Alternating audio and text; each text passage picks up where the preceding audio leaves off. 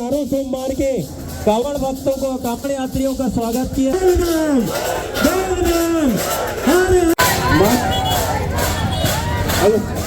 राजनांदगांव संस्कारधानी की सिद्धपीठ श्री बागेश्वर धाम मंदिर, जो कि धर्म के साथ साथ सामाजिक, राष्ट्रीय, पर्यावरण, शिक्षा आदि विषय पर प्रमुखता से आयोजनों हेतु प्रसिद्धि प्राप्त कर रहा है।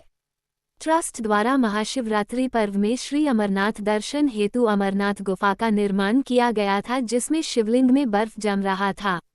उक्त जानकारी देते हुए श्री बागेश्वर मंदिर सेवक पंकज गुप्ता ने बताया कि पवित्र सावन के शिव भक्तिमय माह में बागेश्वर धाम मंदिर में दक्षिण का कैलाश कहे जाने वाले देश के 12 ज्योतिर्लिंगों में से एक प्रमुख ज्योतिर्लिंग आंध्र प्रदेश में स्थित मल्लिकार्जुन श्री शैलम मंदिर की 3D झांकी निर्मित की गई है। 3D इफेक्ट में हमें उक्त मंदिर में ही होने का आभास होता है। मंदिर में नंदी देव की भी आकर्षक बड़ी मूर्ति विराजमान है। नंदी के कान में अपनी मानता रखने से वह अवश्य पूर्ण होती है। मंदिर ट्रस्ट द्वारा श्री मल्लिकार्जुन की भव्य मंदिर, विशेषकर वरिष्ठ जन जो वहां जाके नहीं सकते हैं, उनसे संस्कारधानी में सावन तक स्थापित मल्लिकार्जुन मंदिर का सपरिवार दर्शन कर शिवकृपा आशीर्वाद प्राप्त करने का आग्रह किया है।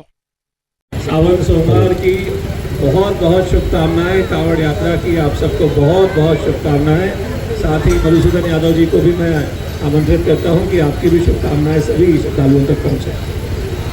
आप सभी को बहुत बहुत शुभकामनाएं, बधाई।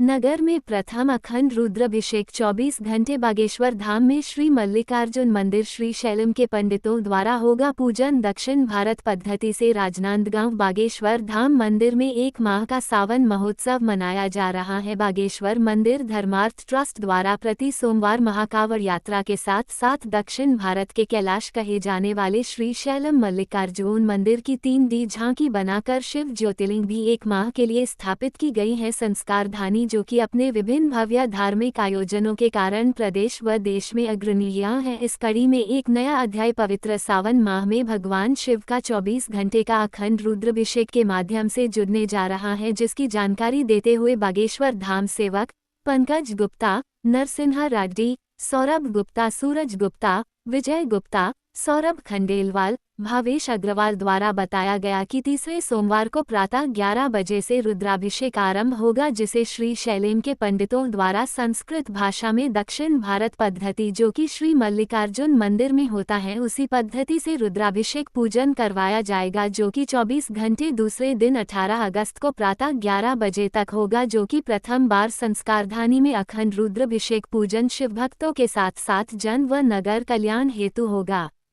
पूजन में महापौर मधुसूदन यादव सहित 24 जोड़े शिवभक्तों द्वारा किया जाएगा। संस्कारधानी वासीगण तथा आसपास अन्य नगरों जिलों के भी शिवभक्त पूजन में शामिल होंगे।